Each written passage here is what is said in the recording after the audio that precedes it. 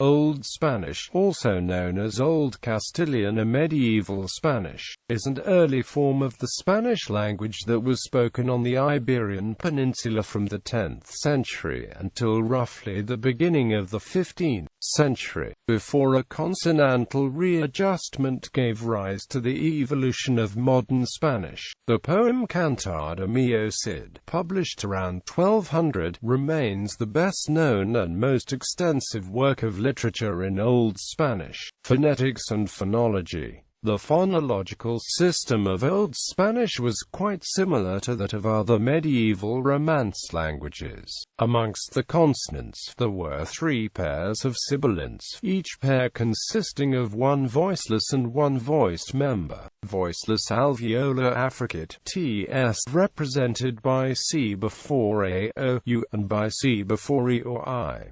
Voiced alveolar affricate, DZ, represented by Z.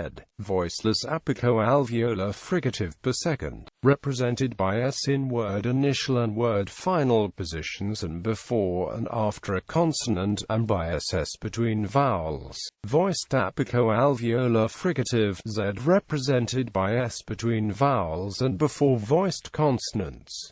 Voiceless post-alveolar fricative, represented by X. Voiced post-alveolar fricative, represented by J and by G before E or I. The modern Spanish X, which corresponds to J and to G before E or AN, and the modern Spanish theta, written as Z or as C before E or AN, did not exist in Old Spanish. Modern Spanish X and theta evolved from tilde and tilde respectively. The Old Spanish spelling of the sibilants was identical to modern Portuguese spelling, which still reflects the medieval language. Spanish was respelt in 1815. Spelled S between vowels in Old Spanish is only found in modern Spanish as an allophone of per second before voiced consonants. Examples: XEFE. Zeers, oxala, dexa, phaser or phaser, desir, lanka, passa, fosses, sickles, fozzes, throats, ravines, coxo, lame, kojo, ices.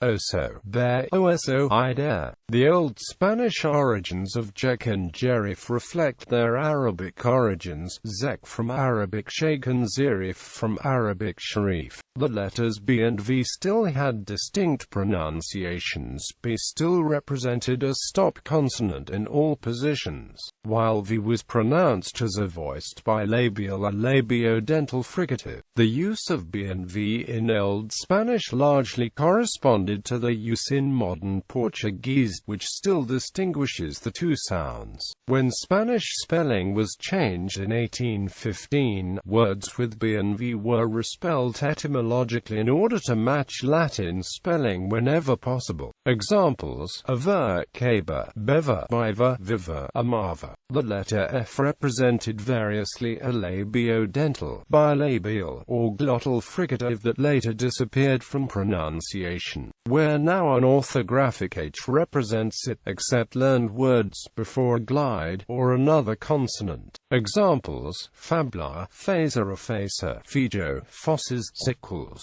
fozzes, throats, ravines, follen, ferra, fiel, fuerta, floor. This is the reason that there are groups of related words that vary in having F or H in modern Spanish. For example, Fernando and Hernando, Farero and Herrero, Fiero and Hierro, and Fondo and Hondo. Hesa make is the root word of satisface or satisfy, and hecho is the root word of satisfecho. Morphology and syntax. In Old Spanish, perfect constructions of movement verbs, such as ir, go, and venir, come, were formed using the auxiliary verb serbi, as in Italian and French.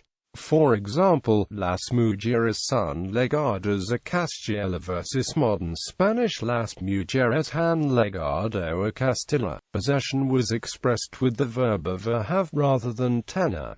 For example, Pedro ha dos filhos versus modern Spanish Pedro tiene dos hijas. In the perfect tenses, the past participle often agreed with the gender and number of the direct object. For example, Maria ha cantado dos canciones versus modern Spanish Maria ha cantado dos canciones. Yet this was inconsistent even in the earliest texts. Personal pronouns and substantives were placed after the verb in any tense or mood unless a word with stress was present before the verb. The future and conditional tenses were not yet fully grammaticalized as inflections. Rather, they were still periphrastic formations of the verb avere in the present or imperfect indicative followed by the infinitive of a main verb. Pronouns, therefore, following general placement rules, could be inserted between the main verb and the auxiliary in these periphrastic tenses. Compare this phenomenon with literary Portuguese edicto torna-me to Jerusalem.